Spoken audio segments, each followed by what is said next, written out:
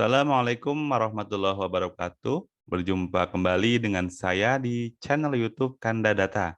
Kali ini Kanda Data akan membagikan topik yang menarik dan banyak ditanyakan di kolom komentar, yaitu mengenai cara uji hipotesis dan interpretasi hasil analisis korelasi. Kali ini analisis korelasi yang akan kita bahas adalah analisis korelasi Pearson. Apa itu analisis korelasi Pearson? Jadi analisis hubungan antara dua variabel dengan skala data yang terdistribusi normal atau skala datanya umumnya adalah rasio. Baik, sebelum kita membahas satu persatu dan lebih dalam, jika teman-teman belum langganan channel ini, silakan teman-teman bisa subscribe dan nyalakan loncengnya agar tidak tertinggal update video terbaru dari Kanda Data. Jadi yang pertama, kita perlu menyusun hipotesis ketika kita akan melakukan sebuah riset atau penelitian. Jadi hipotesis itu terdiri dari dua, ada hipotesis nol dan ada hipotesis alternatif. Kita bisa menyusun menjadi dua, antara hipotesis nol dan hipotesis alternatif atau biasa ditulis dengan H1 atau HL, ini saling bertolak belakang.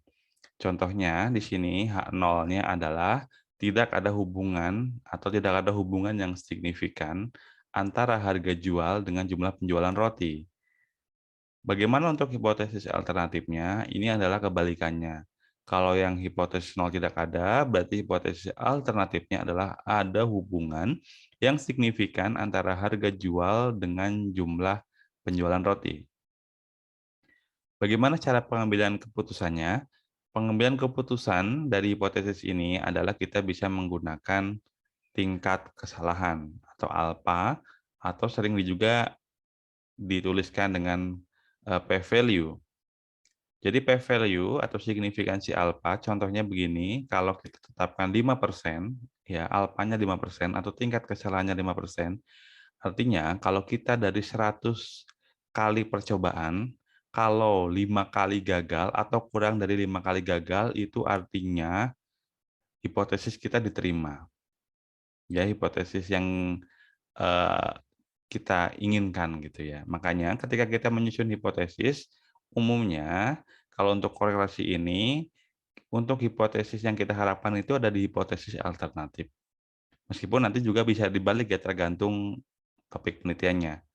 Tapi ini umumnya ada di H1. Sehingga kalau hipotesis alternatif itu ya yang ada hubungan sesuai dengan yang kita hipotesiskan.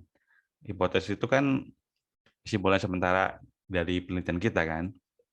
Nah, cara pengambilan keputusannya adalah jika p-value lebih besar dari 0,05, maka H0 diterima. Sebaliknya, kalau p-value lebih kecil dari 0,05, maka H0 ditolak. Jadi kalau H0 ditolak, artinya H1 diterima. Ya, berarti ada hubungan yang signifikan.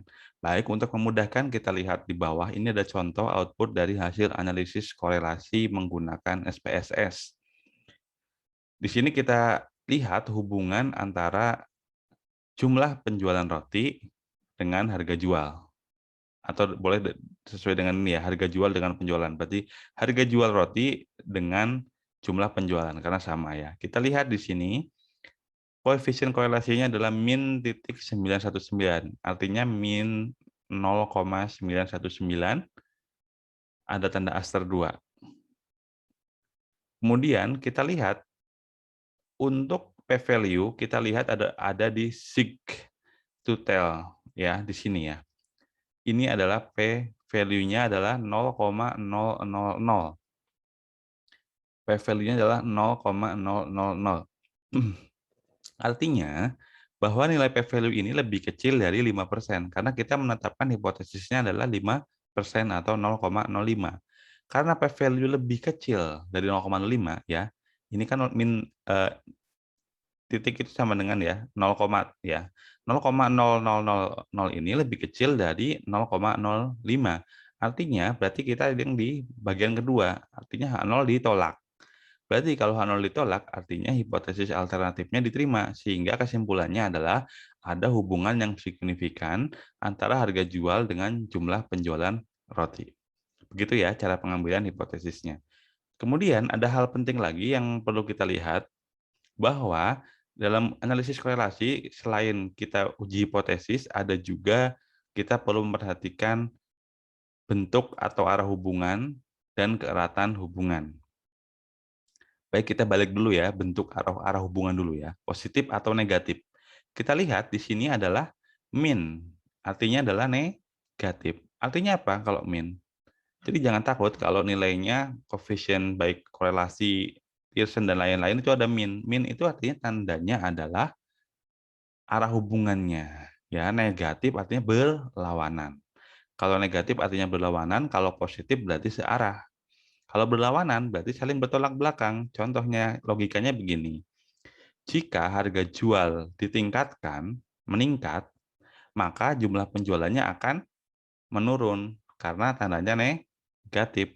Kalau harga jual naik, jumlah penjualannya akan menurun, begitu ya. Jadi bertolak belakang. Kemudian keeratan hubungan. Ini bisa opsional karena ada juga bidang ilmu yang hanya membutuhkan korelasi itu kuat atau tidak kuat gitu saja dalam dua kategori ya. Ini kuat atau tidak kuat. Ada juga yang mengkategorikan seperti dalam bukunya Sugiono 2010, ini menjadi 5 ya, korelasi sangat rendah, rendah, sedang, erat, dan sangat erat. Kita bisa melihat dari nilai koefisiennya, misalkan ini 0,919, masuknya berada di paling tinggi ya, di antara 0,8 sampai 1. Ini berarti korelasinya sangat erat. Ya, jadi pengambilan keputusan, sekali lagi kesimpulannya adalah yang pertama adalah kita uji hipotesis, kemudian kita lihat arah hubungannya bagaimana. Yang ketiga adalah keeratan hubungan. Demikian video kali ini, semoga bermanfaat. Salam sehat selalu. Sampai jumpa di video berikutnya. Terus dukung channel ini dengan cara like, subscribe, dan share. Assalamualaikum warahmatullahi wabarakatuh.